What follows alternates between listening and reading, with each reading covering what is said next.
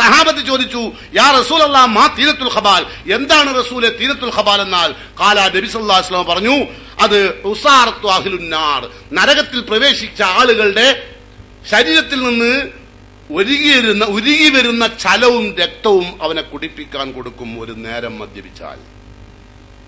20 കോടി രൂപയുടെ മദ്യം കഴിച്ച് തീർത്തു എന്ന് പറഞ്ഞാൽ നിങ്ങൾ വിചാരിക്കണ്ട ഞാനിതേതെങ്കിലും ഒരു സമൂഹത്തിന്റെ നേരെയല്ല അടിച്ചേൽപ്പിക്കുന്നത്.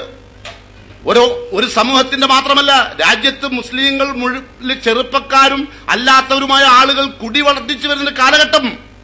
അവരോട് പറയേണ്ടത് ജോണ്ടീസ് ഉണ്ടാകുമെന്നല്ല, നിങ്ങൾക്ക് ജോണ്ടീസ് ഉണ്ടാവും, മഞ്ഞപ്പിത്തം ഉണ്ടാകുമെന്നല്ല, നിങ്ങൾക്ക് പടച്ച തമ്പുരാൻ ഇതാ ഒരു വീഞ്ഞൊരുക്കുന്നുണ്ട്.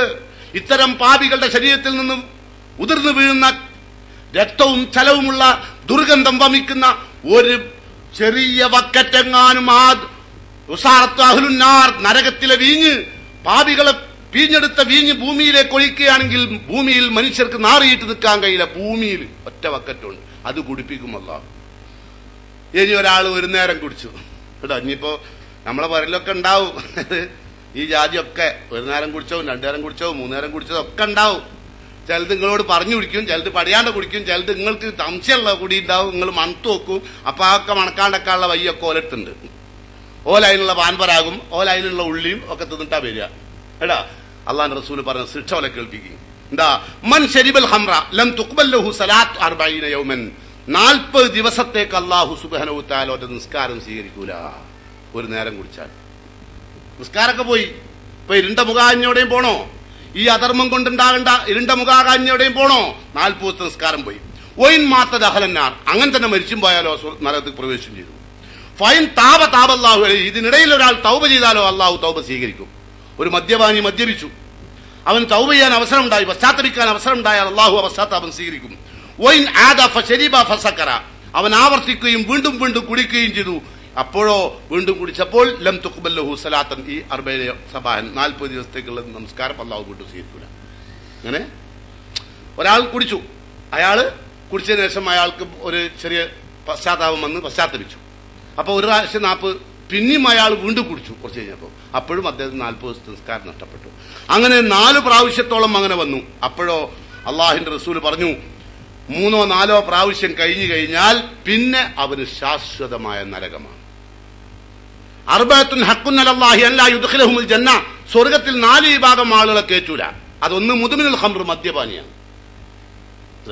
രണ്ടാമത്തെ ആൾ വൽആഖുലി വാലിദൈഹി, മാതാപിതാക്കളെ ദ്രോഹിക്കുന്നവരാണ്. മാനസികമായോ ശാരീരികമായോ അവരെ വിഷമിപ്പിക്കുന്നവരാണ്. ഓർക്ക് സ്വർഗ്ഗം ഉണ്ടാവില്ല, ഓർക്ക് നിസ്കരിച്ചിട്ടും വലിയ കാര്യമില്ല, അതൊന്നും അവിടെ സാധനം വരില്ല കേട്ടോ. ഇരുണ്ട മുഖം ഉണ്ടാവും അവർക്കൊക്കെ. ഇനി ഇതിന്റെ ഒരു ഭൗതിക ശിക്ഷ അല്ലാഹു പറയാം മദ്യപാനികളുടെ, കേട്ടോളി. ലയകൂനന്ന ഫീ ഹാദിഹിൽ ഉമ്മ, ഈ സമൂഹത്തിൽ ഉണ്ടാകും ഖദ്ഫുൻ വഖദ്ഫുൻ, ഭൂമിയുടെ ഭൂകമ്പം. ഇല്ലേ? ഭൂകമ്പല്ലേ? രാജ്യത്ത് ആളുകൾ മദ്യപാനികളായി മാറുമ്പോൾ അള്ളാഹു ഭൗതികമായ ഒരു ശിക്ഷ ഏർപ്പെടുത്തിയിട്ടുണ്ട്. അത് ഭൂകമ്പമാണ്, അത് പടച്ചതമ്പുരാന്റെ ചരൽ വർഷിപ്പിക്കലാണ്. ഇതാ ശരിബുൽ ഖുമൂറ വത്തഖദുൽ ഖൈനാത ലറബുൽ ബിൽ മആരിഫ്, അവർ നർത്തകികളും അവരതിന്റെ അതാ നിലക്കുള്ള പാട്ടും കൂത്തുമായി ജീവിക്കുമ്പോൾ പടച്ചതമ്പുരാൻ ഇടക്കിടക്ക് ഭൂമി ഒന്ന് കുലുക്കിത്തരും. അതുപോലെ തന്നെ സമുദ്രമൊക്കെ ഒന്ന് ഒഴുക്കി വിടും. അപ്പൊ സുനാമി എന്ന് പറയും. ഇത് നമുക്കൊന്നും ചെയ്യാൻ കഴിയാണ്ടാവുമ്പോൾ നമ്മൾ കൈവന്തിക്കും കേട്ടോ. ആ നിലക്കാവരുത്, അധർമ്മമാണ്. ഇനി അവസാനത്തെ ഒരു വാചകം കൂടി ഇതിനോട് കൂട്ടിച്ചേർത്തുകൊണ്ട് പറയട്ടെ. ഇന്ന് ഈ രാജ്യത്തെ ഏറ്റവും കൂടുതലുള്ള മുസ്ലിങ്ങളായ ആളുകളെ സംബന്ധിച്ച് ഒരു തെറ്റിദ്ധാരണയുള്ള എന്താന്ന് വെച്ചാൽ മുസ്ലിങ്ങൾ വർഗീയവാദികളാണ്. യഥാർത്ഥത്തിൽ മുസ്ലിങ്ങൾ വർഗീയവാദികളാവാൻ പാടില്ല. വർഗീയവാദം ഇസ്ലാമിൻ്റെതല്ല കേട്ടോ. ഈ അടുത്ത കാലത്ത് ഒരു അധ്യാപകന്റെ കൈവെട്ടി. ഒരധ്യാപകന്റെ കൈവെട്ടിയപ്പോൾ ആ കൈവെട്ടിയ കാര്യം സൽക്കർമ്മമാണെന്ന് വിചാരിച്ചിട്ട് ചെയ്തവരാണ്. എന്താ ഒരു കാരണം പറഞ്ഞത്? പ്രവാചകനെ നിന്ദിച്ചു എന്നാണ്. അല്ലെ? പ്രവാചകനെ നിന്ദിച്ചത് കൊണ്ടാണ് ഞങ്ങൾ കൈവെട്ടിയത് എന്നല്ലേ? അള്ളാഹുവിനെ നിന്ദിച്ച സന്ദർഭം റസൂലുള്ളാഹി സ്വല്ലല്ലാഹു അലൈഹി വസല്ലം ജീവിച്ചിരുന്ന കാലത്ത് ഉണ്ടായിട്ടുണ്ട്. അന്നാരുടെയും കൈവെട്ടിയിട്ടില്ല, ആരെയും കൈവെട്ടരുതെന്ന് പറയുകയും ചെയ്തു. എന്താ? നബി സല്ലല്ലാഹു അലൈഹി വസല്ലം ജീവിച്ച കാലം. നബി സല്ലല്ലാഹു അലൈഹി വസല്ലം ജീവിച്ച കാലത്ത് നബി സ്വന്തം പിറന്ന നാട്ടിൽ നിന്ന് മക്കയിൽ നിന്ന് ജീവിക്കാൻ ശത്രുക്കൾ അനുവദിക്കാത്തത് കൊണ്ട് മദീനാവിലേക്ക് പലായനം ചെയ്തു.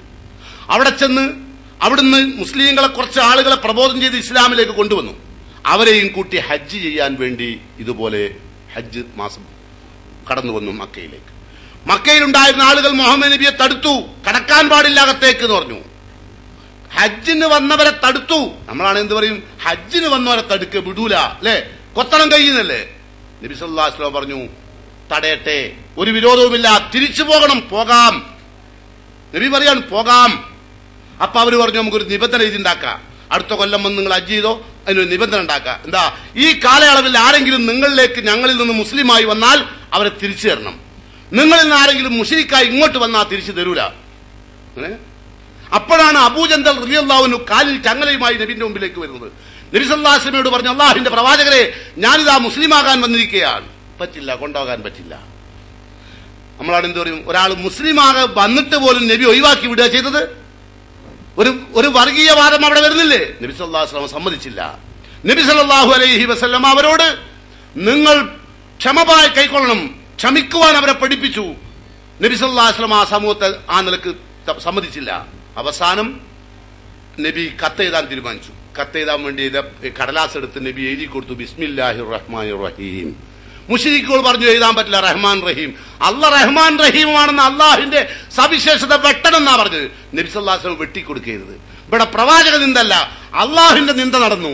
എന്നിട്ട് ഒരു കൈവെട്ടിന്റെ കാര്യമല്ല ഉണ്ടായത്. നബി സല്ലല്ലാഹു അലൈഹി വസല്ലം സന്ധിയൊക്കെ എഴുതി കൊടുത്തു. ആ സന്ധിയുടെ പേരാണ് സുൽഹുൽ ഹുദൈബിയ.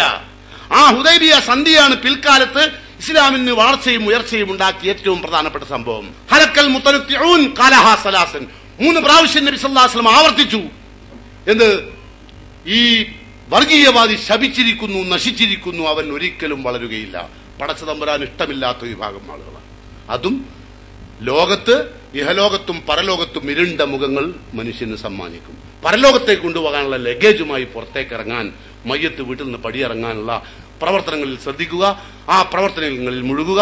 വിശുദ്ധമായ വല്ലദീനഹും ലിസ്സക്കാത്തി ഫായിലൂൻ, വിശുദ്ധിക്ക് വേണ്ടി പ്രവർത്തിക്കുന്ന സത്യവിശ്വാസികളായി മാറുക. കാരുണ്യകനായ റബ്ബ് നമ്മെ അതിനെ അനുഗ്രഹിക്കുമാറാകട്ടെ.